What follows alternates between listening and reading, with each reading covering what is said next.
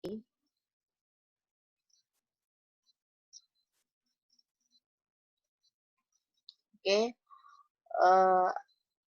Assalamualaikum warahmatullahi wabarakatuh. Terima kasih kepada semua mahasiswa. Hari ini kita eh, bertemu lagi secara online ya dalam pertemuan yang berkaitan dengan praktikum ya. Nah, di pertemuan pertama ini perlu kalian ketahui ada hal-hal yang perlu Ibu kasih tahu ya, meskipun sudah Ibu share sebenarnya berkaitan dengan pemberitahuan yang berkaitan dengan praktikum. Nah, di dalam praktikum ini sendiri, nanti kita akan bertemu secara online setiap hari Jumat jam 2, ya, sampai selesai, ya, sampai 8 kali pertemuan. Ya, jadi hari ini adalah pertemuan pertama kita. Nah, hal-hal yang perlu Ibu kasih tahu, jadi kalian yang tentunya mengikuti praktikum yang terkait dengan satu SKS, ya, kalian harus tetap absen di e-learning, ya, dan juga di WA group, serta kalian masuk di CloudX, ya, seperti biasa. Dan di pertemuan pertama sampai ke-7, Ibu memberikan materi yang pada dasarnya adalah hal-hal yang perlu kalian ketahui di dalam nantinya berkaitan praktikum itu sendiri. Jadi pertemuan ke-8 yaitu praktikum, di mana kalian nanti membawa testi kalian untuk dilakukan satu proses wawancara, di mana waktu yang disediakan ya maksimal itu 2 jam, ya, maksimal itu 2 jam. Jadi di dalam CloudX ini seperti yang kalian tahu atau yang seperti yang sudah kalian lakukan mungkin di praktikum-praktikum terdahulu, ya, bahwa kalian membawa testi kalian. Jadi testi kalian itu bersama-sama dengan kalian di dalam CloudX ini. Lalu pada wawancara nanti sekaligus kalian melakukan observasi, ya. Nah, jadi di sini kalian pada proses wawancara itu kalian merekam dari selama proses berlangsungnya praktikum tersebut. Nah, hasil rekaman itu kalian masukkan di CD atau di flash disk dan kirim ke Ibu ya setelah praktikum beserta laporannya dan CD-nya. Ya, jadi seperti itu. Mungkin ada yang mau ditanyakan sebelum kita masuk ke materi mengenai berkaitan dengan praktikum. Mungkin ada mahasiswa yang mau menanyakan, silakan. Ada? Ada? Tolong direspon apa yang Ibu katakan, silakan mahasiswa untuk merespon. Ini banyak yang hadir 35 orang hari ini ya di CloudX ya. Ada yang mau ditanyakan? Ada? Tidak, Bu. Nggak ada? Nggak ada, oke. Nah, materi yang sudah Ibu masukkan di e-learning ya, setiap minggunya ya, itu kalian silakan membaca dan memahaminya. Nah, di dalam pertemuan e-learning ini, Ibu tetap memberikan tugas, bisa tugas individu, bisa tugas kelompok, ya. Nah, jadi kalian memberikan atau mengirimkan tugasnya ya di forum diskusi e-learning, oke ya. Nah, seperti yang sudah Ibu share di e-learning, yaitu materi kita hari ini adalah langkah-langkah kita dalam berkaitan dengan metode observasi. Nah, pada intinya ya sebelum kalian melakukan observasi yang sudah kita ketahui, ya observasi itu kan pengamatan yang dimana kita melakukannya dengan memakai panca indera kita. Nah, jadi di sini ya bahwa langkah-langkah yang harus kita lakukan di dalam kita tentunya mempergunakan metode atau teknik atau cara untuk kita mengobservasi, langkah-langkahnya itu kalau kalian lihat dari Word dan PowerPoint Ibu, ada beberapa yang harus kalian lakukan, yaitu yang pertama itu tahap persiapan, baru tahap pelaksanaan. Nah, jadi di sini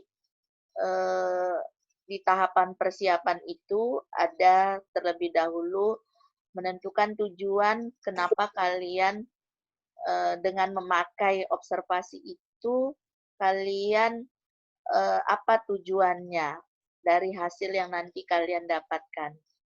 Ya, jadi pada intinya menentukan tujuan itu semacam misalnya tujuan saya misalnya Ibu contohkan untuk mengetahui ya atau mengamati perilaku dari Aldila misalnya ya.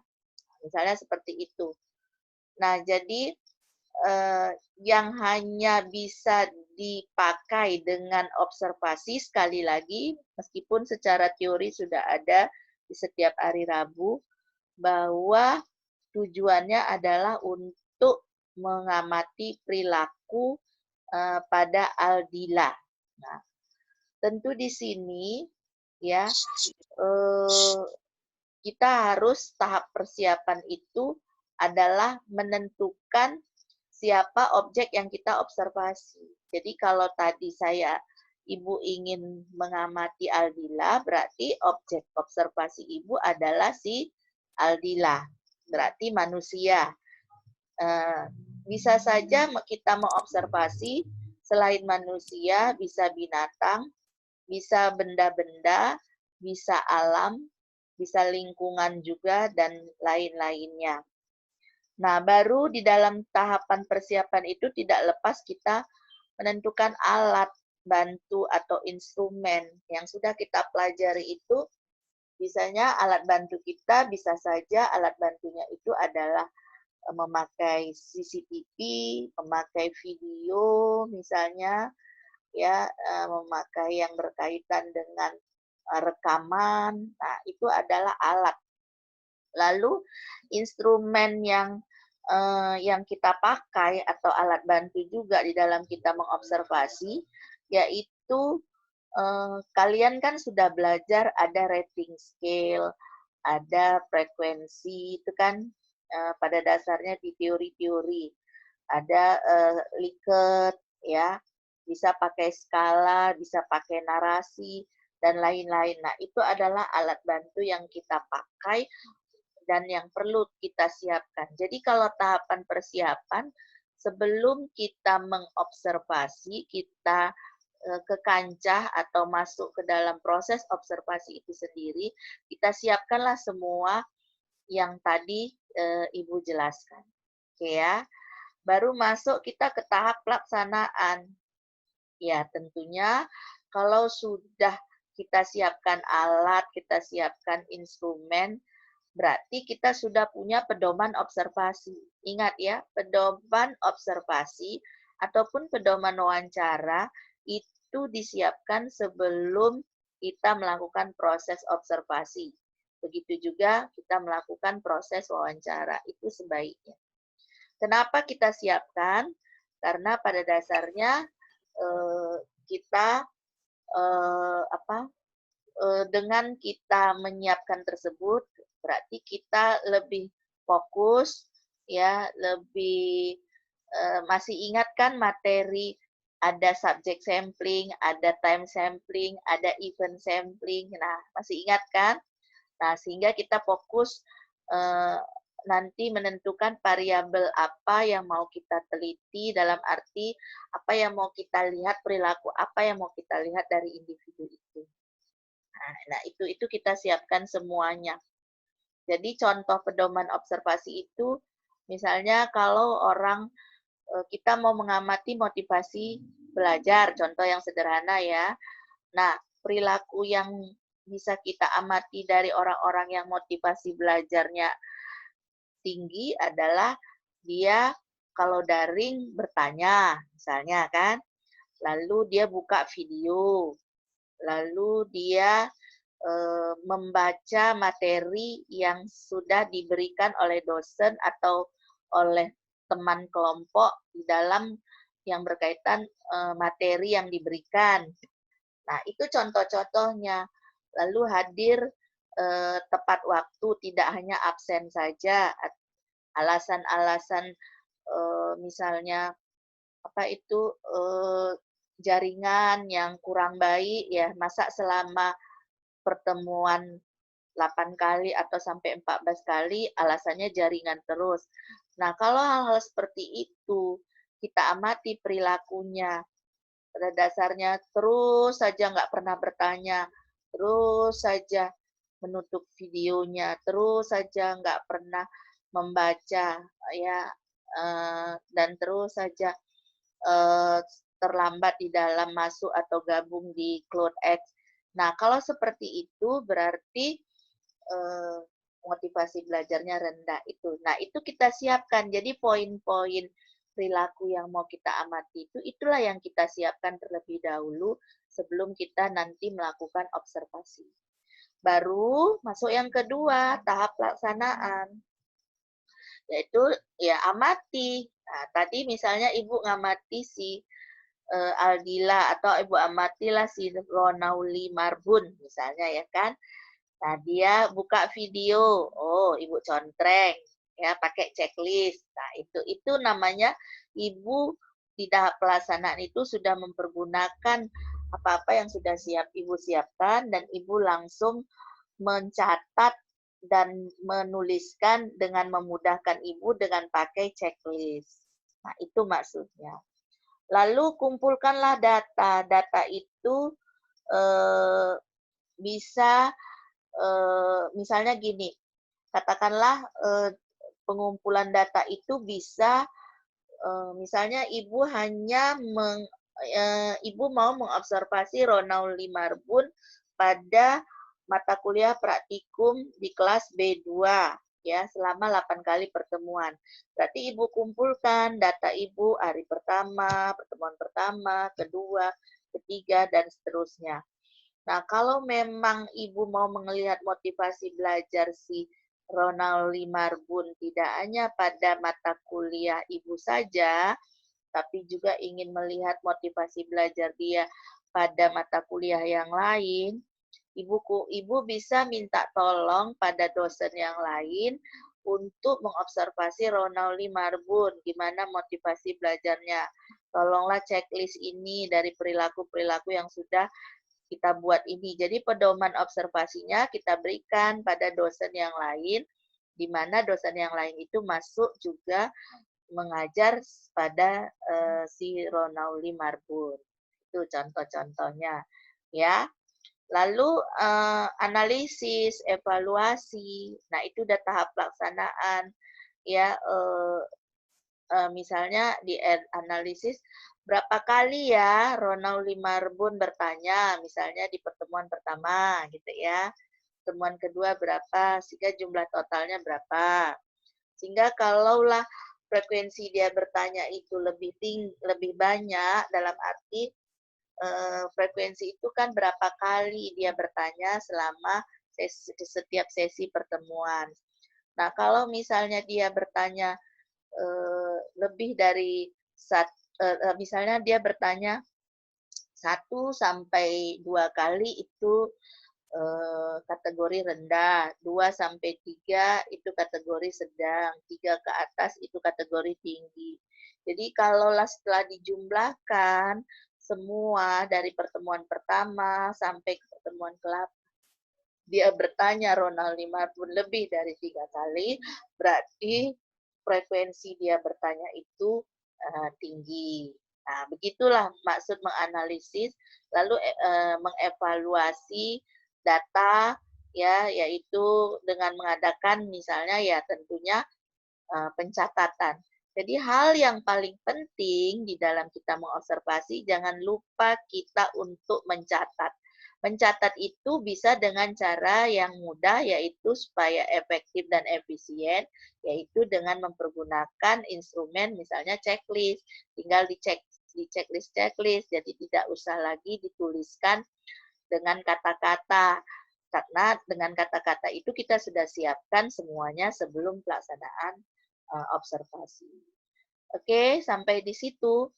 Nah, di situ coba lihat juga ya tahapan-tahapan dari observasi itu. Ada menentukan tujuan, tadi udah Ibu jelaskan. Ada menemukan sasaran. Nah, sasaran ini adalah fokusnya yang mana. Misalnya ya, kalau tadi menentukan tujuan adalah untuk melihat perilaku dari Ronald Marbun ya mengenai motivasi belajarnya. Sasarannya di mana? Yaitu sasarannya misalnya ya tentu misalnya hanya fokus pada saat belajar di sekolah saja atau di kampus saja. Tidak belajar, motivasi belajar di rumah. Nah, itu sasaran. Jadi lebih kepada batasan masalahnya atau batasan yang kita batasi di mana supaya lebih fokus. Lalu ruang lingkup itu ya menyangkut berkaitan dengan yang terkait dari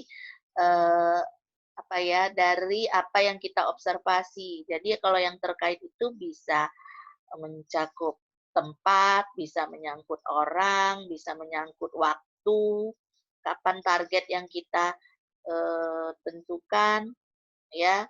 Nah, di sini baru menemukan tempat dan waktu. Tempat dan waktu itu ya tentukanlah tempatnya di mana.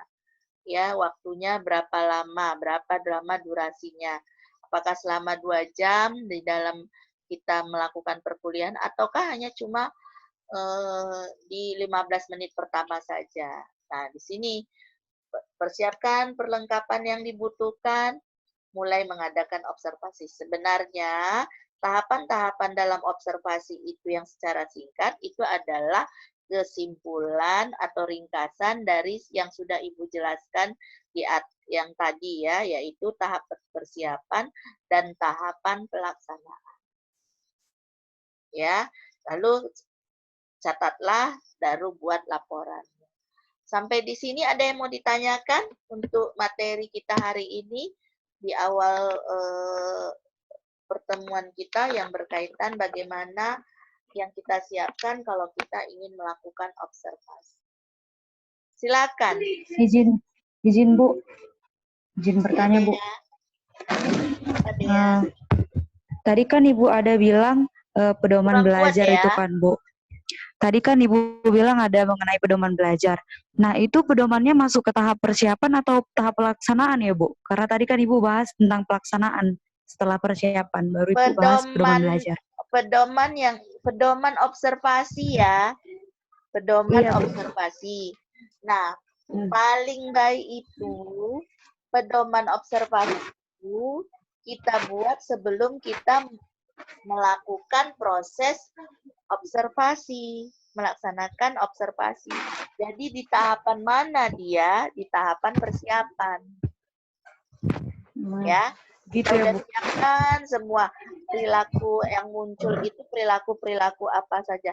Jadi kita udah siapkan variabelnya ya, tadi motivasi belajar. Lalu kita udah siapkan orangnya siapa. Lalu kita siapkan motivasi belajar itu supaya tidak rancu, teorinya kita ambil dari siapa. Lalu motivasi belajar itu apa definisinya. Lalu ciri-ciri atau karakteristik atau perilaku yang menunjukkan motivasi belajar tinggi kayak mana, rendah kayak mana. Nah, itulah kita jadikan pedoman observasi dan juga kita siapkan pakai yang model kayak mana. Apakah pakai checklist, ataukah pakai narasi, dan lain-lain. Nah, itu kan sudah kita pelajari ya di teori. Nah, jadi masuk di situ yang paling baik yaitu adalah di tahapan persiapan. Jadi kalau kita sudah menyiapkan pedoman observasinya, maka pada saat kita mau observasi, kita tinggal enak, tinggal memudahkan kita. Jadi kalau nanti kalian melakukan proses wawancara sekaligus mengobservasi, pedomannya sudah ada. Misalnya yang kalian observasi, mata eye contact kasih Dea pada ibu misalnya. Oh, tinggal checklist eye contact. Lalu suaranya kecil, nyaris tak terdengar. Oh, kalau dibilang iya, berarti ya, kalau dibilang tidak. Jadi bisa modelnya itu checklist dengan pakai angka 1, 2, semakin tinggi, semakin suaranya semakin tinggi, atau pakai iya, tidak. Semua itu pasti punya kelebihan dan kelemahan di dalam kita memilih pakai alat bantu yang mana. Sudah jelas, Dea? Sudah, Bu. Terima kasih ya, Bu. Oke. Mana lagi? Ada yang mau bertanya? Silakan. Ada? Tolong ya, berespon ya. Tolong aktif. Silakan. Mana ini? Yogi. Kok nggak dibuka videonya? Nah, ingat ya, kalau kita nanti praktikum, ya sesi ini, ya, terlebih kalau pada saat praktikum yang ke-8, yang membawa testi, kalau kalian tidak buka videonya, Ibu tidak anggap kalian praktikum. Ya, jadi tolong kalaupun ada kerusakan ataupun ada apa ya yang berkaitan dengan HP ataupun apa laptop kalian yang rusak, ya tolong komunikasikan ke ibu. Jangan ditutup-tutup tapi tidak ada komunikasinya. Tapi ibu ingatkan kepada kalian semua, siapkanlah semua peralatan yang berkaitan dengan kita ya pada saat melakukan praktikum nantinya di pertemuan ke-8. Ada lagi? Ada yang mau ditanyakan? Udah paham semuanya? Ya, yang berkaitan dengan nah, ada sedikit kan hal-hal yang diobservasi itu apa aja. Nah, kalau anak ini yang penampilan fisik, gerakan tubuh, ekspresi wajah, ini bisa kalian nanti untuk menjadi tambahan atau pedoman atau yang perlu kalian amati di dalam kalian melakukan observasi. Jadi ingat ya, kalau fisik itu berarti apa-apa yang mau diobservasi. Ya, misalnya tinggi badannya, warna bajunya, aksesorisnya, itu ya, atau kerudungnya modelnya kayak mana, kan gitu kan. Nah, itu contoh warna kulitnya. Nah, itu adalah yang berkaitan dengan fisik. Nah, jadi inilah ini contohnya, misalnya contoh penampilan fisik. Nah,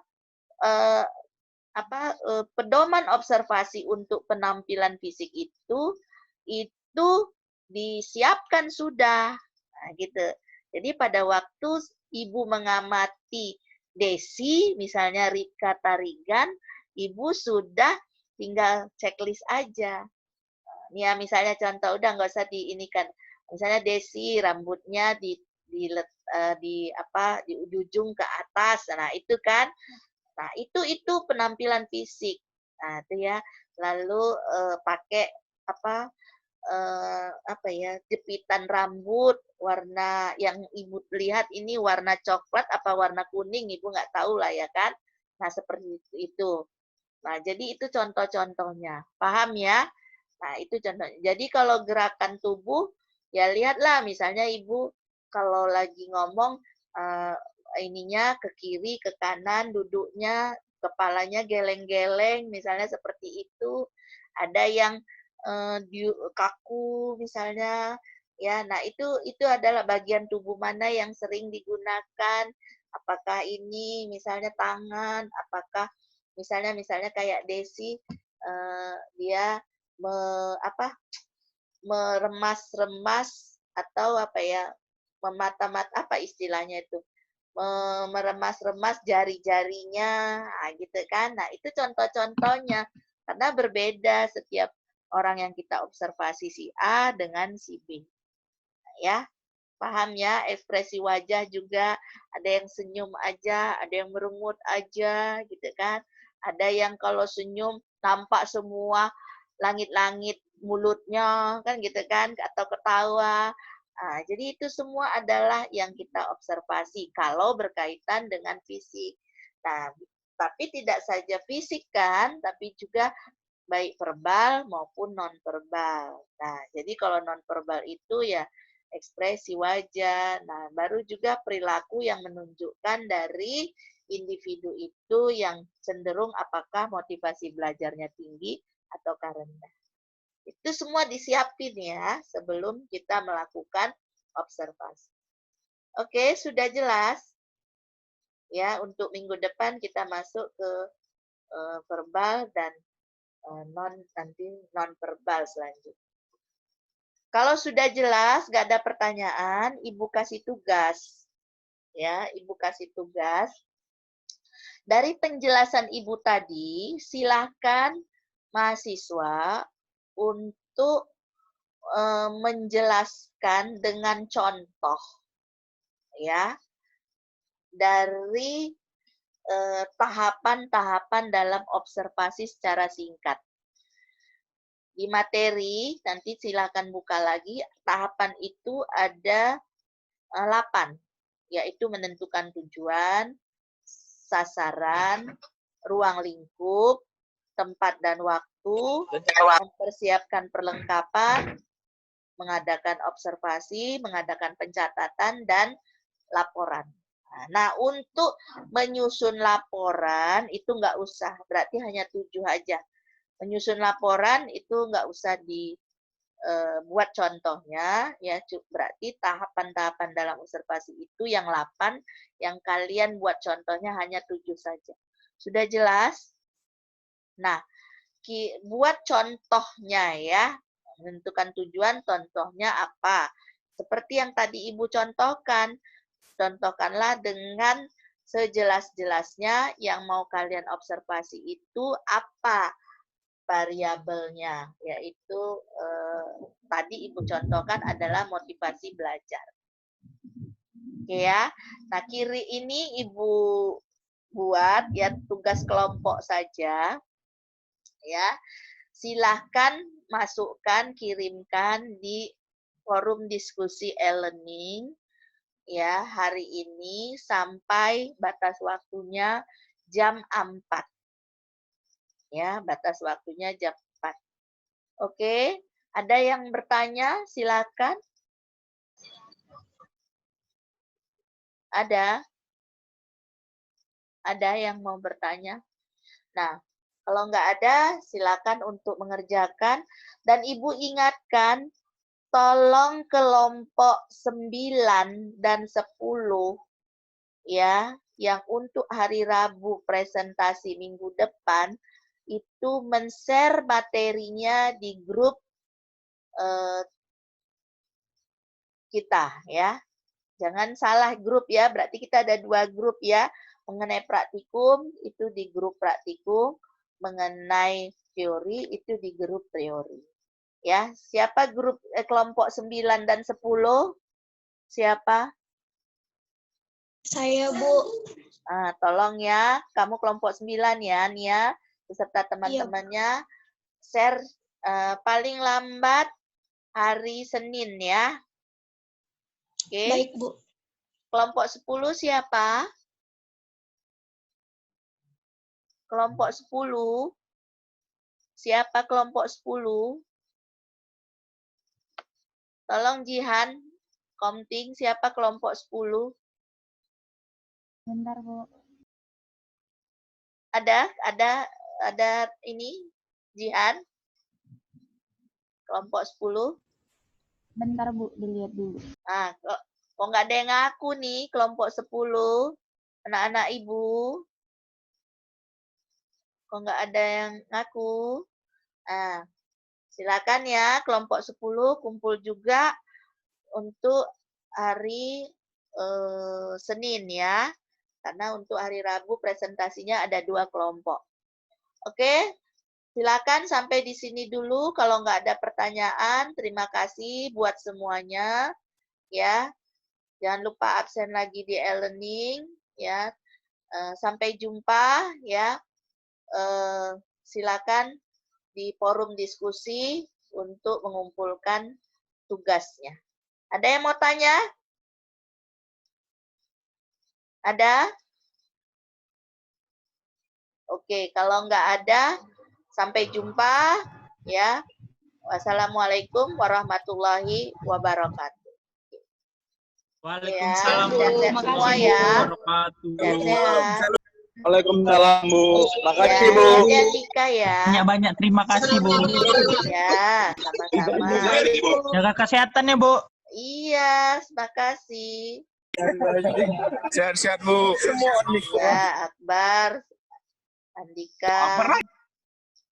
Bu. Bu.